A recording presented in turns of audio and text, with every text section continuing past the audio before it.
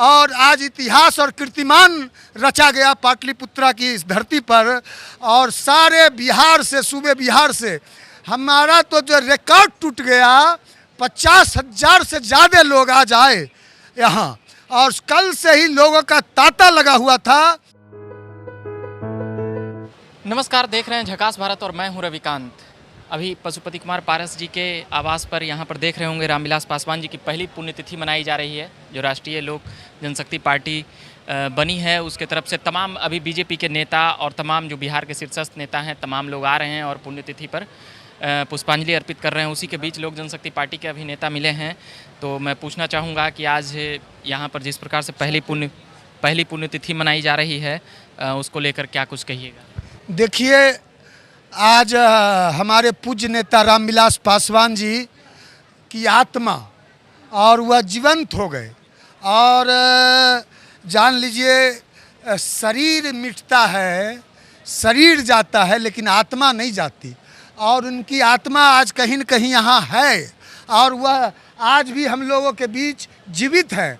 और आप जान लीजिए, हम लोगों ने दावा किया था, हमने कहा था कि 8 तारीख को जो हमारे पूज्य नेता रामविलास पासवान जी की पहली पुण्यतिथि है, ऐतिहासिक होगी, अभूतपूर्व होगी, भूतो न भविष्यो। किसी ने अपने पुरखे और अपने पूर्वज का ऐसा पुण्यतिथि मनाया होगा। और आज इतिहास और कीर्तिमान रचा गया पाटलिपुत्रा की इस धरती पर।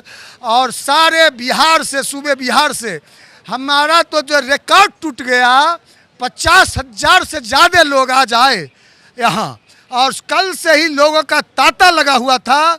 लोगों में एकदम अरमान था, लोगों में यह था, एकदम जुनून था कि अपने नेता का पुण्यतिथि मनाने का। और लोग आतुर थे बड़ी संख्या में पटना आने के लिए। तो आज सारे लोग आए, 50,000 लोग से ज़्यादा लोगों ने यहाँ खाना खाया और अपने दिवंगत नेता श्री पूज्य नेता रामविलास पासवान जी के देखिए ये तैल्य चित्र पर श्रद्धा सुमन और माल्यार्पण अर्पित किया।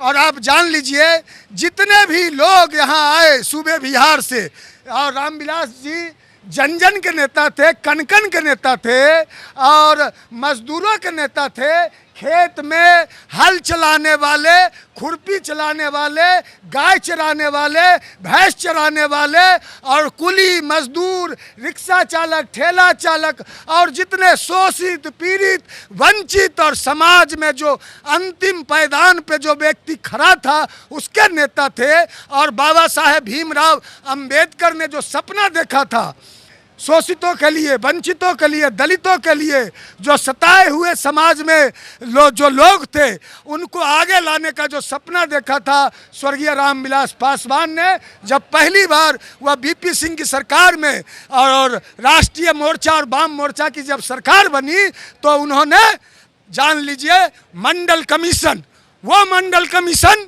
जिसको कांग्रेस ने मंडल की कमीशन रिपोर्ट 1980 में आई, कांग्रेस के लोगों ने, कांग्रेसी सरकारों ने मंडल कमीशन की रिपोर्ट को दबा के रखा।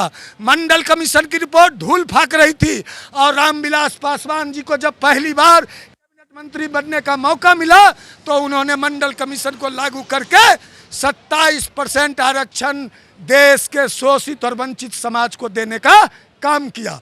और जान लीजिए, उनको जब जब मौका मिला अपने 50 वर्षों के संसदीय जीवन में और 72-73 वर्ष के अपने जो उनका जीवन था और समय हम लोगों के बीच से वो चले गए, लेकिन उनकी आत्मा आज जीवित है। उनकी आत्मा आज सारे लोगों को आशीर्वाद दे रही है। और पारस बाबू जो उनके छोटे भाई हैं, लक्ष्मण है, मर्यादा पुरुषोत्तम राम, अपने रामविलास पासवान का हुआ जैन पुण्यतिथि आज मना रहे हैं पारस बाबू ने भी उनको याद किया है। अब पारस बाबू याद करते करते उनके आंख से आंसू आ गया अपने राम को याद करते करते। तो जान लीजिए, 1977 में जब पहली बार रामविलास पासवान जी सांसद बने तो आप जान लीजिए जो सिंबल था, सिंबल सतेंद्र बाबू थे, सतेंद्र बाबू को सिंबल दे दिया गया। जयप्रकाश नारायण जी जीवित थे, जयप्रकाश नारायण ने कहा कि सिंबल किसको मिला, टिकट किसको मिला हम नहीं जानते, हमारा उम्मीदवार रामविलास पासवान है। डॉक्टर राम मनोहर लोहिया ने कहा डॉक्टर राम मनोहर लोहिया ने आग्रह किया, रामविलास पासवान जी ने डीएसपी की नौकरी को ठुकराकर और राजनीति में वह आए, गरीबों और दलितों और पिछड़ों और शोषितों की सेवा के लिए, जो खेत और खलियान में काम करने वाले किसानों के लिए सेवा, उन्होंने अपना सर्वस्व निछावर कर दिया। और डॉक्टर लोहिया के कहने पे, राजनारायण के कहने पे और मधु लिमये के कहने पे, इन लोगों के सानिध्य पर 1969 में पहली बार वह एमएलए बने। और रामविलास पासवान जी जान लीजिए, जब जब उनको देश में मौका मिला, जब जब चाहे वो रेल मंत्री बने, रेल मंत्री देवे गौड़ा जी की सरकार में, गुजराल साहब की सरकार में, चाहे मनमोहन सिंह जी की सरकार में स्टील केमिकल फर्टिलाइजर मिनिस्टर बने, या अटल बिहारी वाजपेयी जी की सरकार में संचार मंत्री, कोयला मंत्री बने, और आदरणीय देश के यशस्वी प्रधानमंत्री नरेंद्र मोदी जी के नेतृत्व में जब उनको 6 साल काम करने का मौका मिला, और जब कोरोना जैसा वैश्विक महामारी आया, कोरोना जैसे वैश्विक महामारी में जब पूरा जनजीवन करा रहा था, लोग की मृत्यु हो रही थी, काल का गाल सबको ग्रसित कर रहा था, तो रामविलास पासवान ने कहा कि देश में कोई भूखा नहीं रहेगा। एक एक लोगों को अपने जान और माल का परवाह नहीं करके रामविलास पासवान ने कोरोना काल में हर लोगों को भोजन भेजा, राशन भेजा। देश में कहीं राशन का कमी नहीं हुआ। प्रधानमंत्री जी नरेंद्र मोदी जी के नेतृत्व में रामविलास पासवान ने कीर्तिमान कोरोना रचने का काम किया। आज वैसे आत्मा की, वैसे संत की, और जान लीजिए यह पुण्यतिथि नहीं है, यह बाबा रामविलास पासवान का मेला है। बाबा रामविलास पासवान के मेला में अभी के लिए इतना ही कहेंगे। ये देख रहे होंगे तमाम कार्यकर्ता लोग हैं, और भी हम बात करवाएंगे। और ये नेता हैं, ये तमाम नारेबाजियां आप सुन रहे होंगे। रामविलास पासवान की पहली पुण्यतिथि पशुपति कुमार पारस के घर पर हो रही है, जिनके पार्टी का नाम राष्ट्रीय लोक जनशक्ति पार्टी हो गया है और चुनाव चिन्ह सिलाई मशीन है।